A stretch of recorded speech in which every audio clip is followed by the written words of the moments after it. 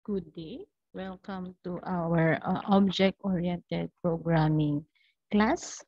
So we are now in our um, lesson 5. Our topic for lesson 5 are loops and break statement.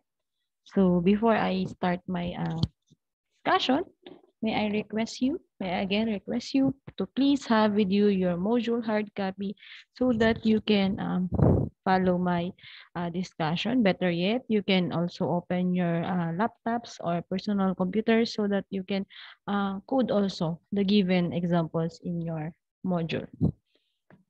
So to start, let us know what are the learning objectives of lesson 5. At the end of the lesson, you learners should be able to discuss loop and break statement in C++ programming language and explore the use of lift box control. So what is loop? A loop is used for executing a block of statements repeatedly until a particular condition is satisfied. For example, when you are displaying number from 1 to 100, you may want to set the value of a variable to 1 and display it 100 times, increasing its value by 1 on each loop iteration. There are three basic types of loops or three types of basic loops: the for loop, the while loop, and the do while loop. So for loop is a repetition control structure that allows you to efficiently write a loop that needs to execute a specific number of times. So the syntax for loop is given in your module. For while loop is the most basic loop in C++. While loop has one control condition and execute as long the condition is true. The condition of the loop is tested before the body of the loop is executed. Hence, it is called an entry controlled loop. So the syntax also is given in your module. Do while loop. Do while loop execution is also terminated on the basis of a test condition. The condition is tested at the end of the loop body. Okay, so that is the three types of basic loops. For break statement in C++ is a loop controlled statement defined using the break keyword. It is used to stop the current execution and proceed with the next one. When the break statement is called by a compiler, it immediately stops the execution of the loop and transfers the control outside the loop and executes the other statement. Break statement has the following two usages in C++. When the break statement is encountered inside a loop, the loop is immediately terminated and program control resumes at the next statement following the loop. It can be used to terminate a case in the switch statement, which we have discussed in the previous lesson. So that is the role of break statement. So for our sample program, we will be trying to uh, run the given sample program. So we need to open our Visual Studio 2012 application. So a while back, I have tried running the program. So I always remember that when you are coding, you have to follow our recent steps. So let us start again. Okay, let us create new project so that you can also try it.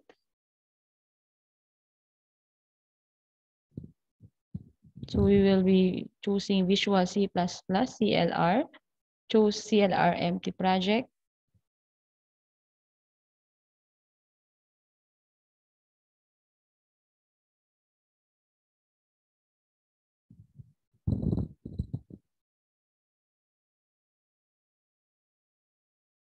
So let us just wait so that the project will be created. Then we have to add item, add new item. choose the user interface, then Windows Form.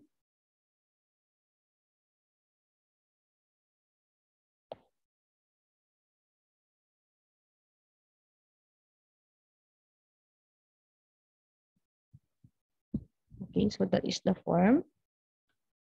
So according to your module, you will have to add the different controls. So there is a tooltip,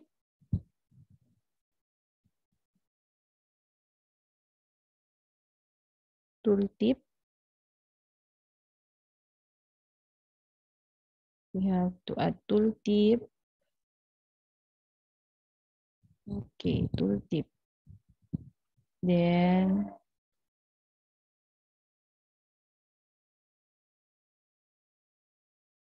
list box.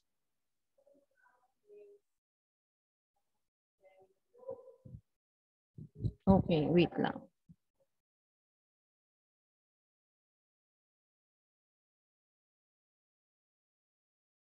Then button, or we will be also adding label there. Then button. Okay, so let us rename our items. So for button, we will be putting add items. Rename it to don't click with the items,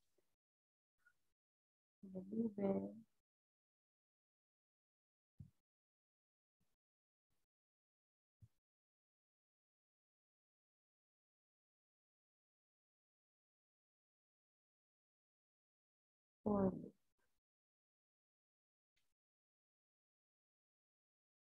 For the tooltip, we will be putting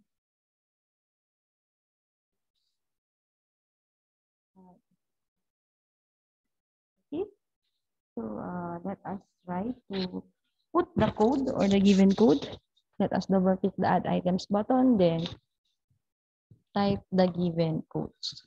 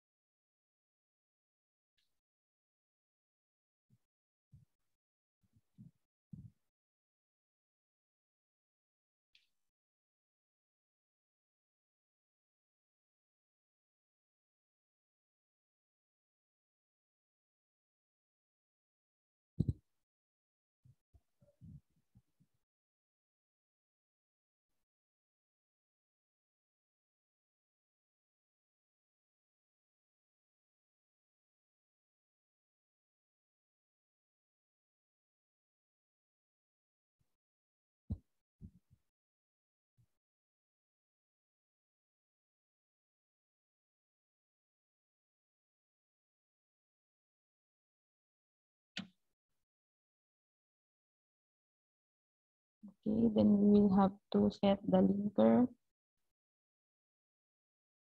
or the properties of the project. So the linker, then system,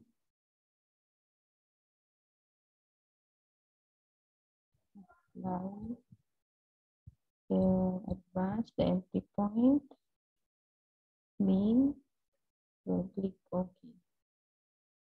Then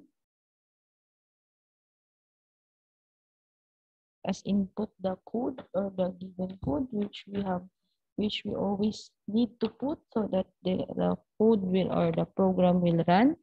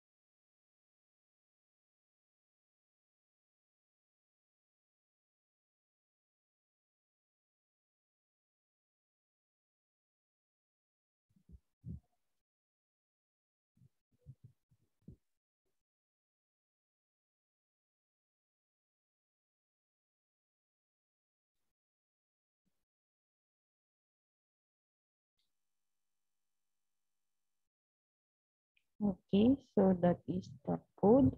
So let us try to run it.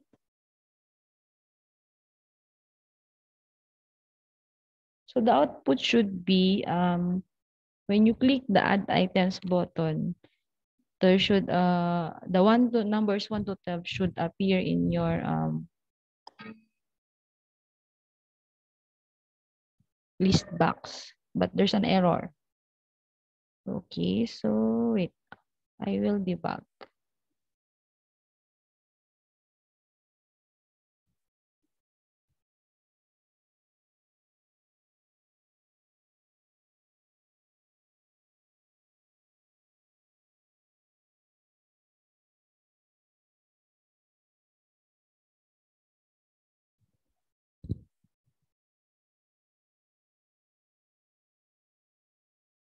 Okay, I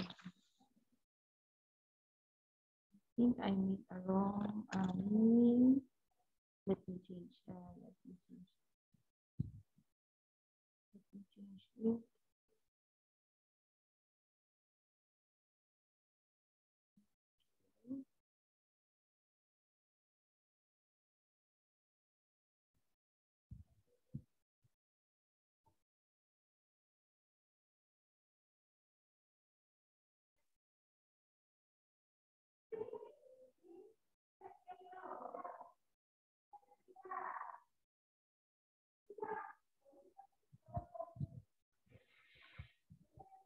Okay, so I will be running again the program. Okay, so still an error. Let us go back to further. Okay, but let us wait. So it runs.